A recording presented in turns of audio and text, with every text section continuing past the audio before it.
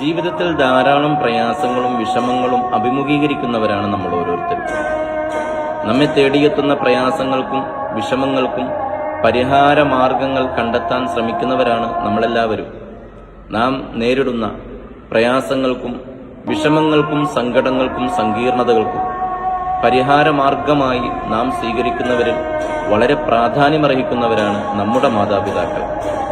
വിഷമങ്ങളും സങ്കടങ്ങളും പ്രയാസങ്ങളും പറഞ്ഞുകൊണ്ട് നമ്മുടെ മാതാപിതാക്കളുടെ അടുത്തേക്ക് നാം ഓടിച്ചെല്ലുമ്പോൾ സത്യത്തിൽ അവരുടെ ഹൃദയങ്ങളിൽ നീറുന്ന നൂറുകൂട്ടം പ്രയാസങ്ങളും വിഷമങ്ങളും ഉണ്ടെങ്കിൽ പോലും മക്കളാകുന്ന നമ്മുടെ പ്രയാസം താങ്ങാൻ അവർക്ക് കഴിയില്ല.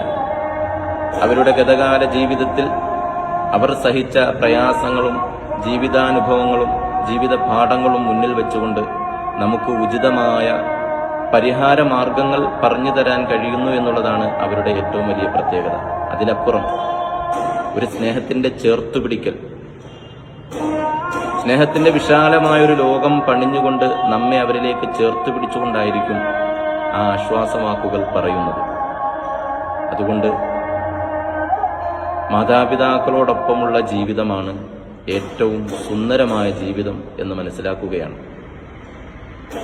അവർ ഇല്ലാത്തൊരു ലോകം പൂർണ്ണമായും ശൂന്യമായൊരു ലോകമാണ്. അതുകൊണ്ട് തന്നെ ഒരു ചെറിയ വിഷമം നമുക്ക് നേരിടുമ്പോൾ തന്നെ പർവ്വത സമാനമായിട്ടുള്ള സങ്കടമായി വിഷയമായി നമുക്കത് ഫീൽ ചെയ്യുന്നു എന്നുള്ളതാണ് യാഥാർത്ഥ്യം. കാരണം ആരെല്ലാം ഉണ്ട് എന്ന് പറഞ്ഞാലും നമുക്ക് വേണ്ടി ഓടി നടന്ന, കഷ്ടപ്പെട്ട, പ്രയാസങ്ങൾ സഹിച്ച നമ്മുടെ ഉപ്പയെപ്പോലെ നമ്മെ സ്നേഹിച്ച, ചേർത്തു പിടിച്ച, നമ്മളുണ്ടല്ലോ എന്നുള്ള അഹങ്കാരം നടിച്ച, നമുക്ക് വേണ്ടി പ്രാർത്ഥനകളുമായി കഴിഞ്ഞിരുന്ന, സ്നേഹത്തിന്റെ വലിയ ലോകം പണിഞ്ഞുകൊണ്ട് നമുക്ക് വേണ്ടി കാത്തിരുന്ന നമ്മുടെ പ്രിയപ്പെട്ട ഉമ്മയെപ്പോലെ മറ്റാരും വരില്ല. അതുകൊണ്ട് മാതാപിതാക്കളില്ലാത്തൊരു ലോകം പൂർണ്ണമായും ശൂന്യമാണ്. അവിടെ മൂകത അനുഭവപ്പെടുകയാണ് നമുക്കെല്ലാവർക്കും. സാധുവായ എൻ്റെ ഉമ്മ ഇതുപോലൊരു റജബ് മാസത്തിലായിരുന്നു ലോകത്തു നിന്നും വിട പറഞ്ഞത്. അള്ളാഹു വിശാലമായ പാപമോചനം പ്രദാനം ചെയ്യുമാറാവട്ടെ. പിന്നാലെ പ്രിയപ്പെട്ട പിതാവും യാത്ര പറഞ്ഞു. രണ്ടുപേരുമില്ലാത്ത ശൂന്യതയുടെ ലോകത്ത് നിന്നുകൊണ്ടാണ് ഇതെല്ലാം കാണുകയും പറയുകയും കേൾക്കുകയൊക്കെ ചെയ്യുന്നത്. നമ്മളിൽ നിന്നും വിട പറഞ്ഞ പ്രിയപ്പെട്ട മാതാപിതാക്കൾക്ക് അള്ളാഹു സ്വർഗം കൊടുക്കട്ടെ. ജീവിച്ചിരിക്കുന്ന മാതാപിതാക്കൾക്ക് അള്ളാഹു ആഫിയത്തും ആരോഗ്യവും ദീർഘായുസ്സും പ്രദാനം ചെയ്യട്ടെ.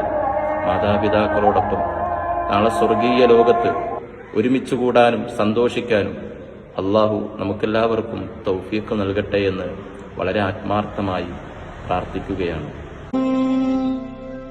തേന്നുകരും തണലേകും ജന്നാത്തിൻ റംസായി കനിവേകും നബിയോടി ആ പാദം ആ സാന്ത്വനം തിരുജന്നത്ത് മതി മതി എന്തുമ്മ മതി ഓ കാവൽ നിധി പൂതിയായിരുന്നു മതി മതി എന്തുമ്മ മതി ഓ കാവൽ നിധി പൂതിയായിരുന്നു എൻ സ്നേഹനിധി കൽവിൽ മതി കുളിരഴകാ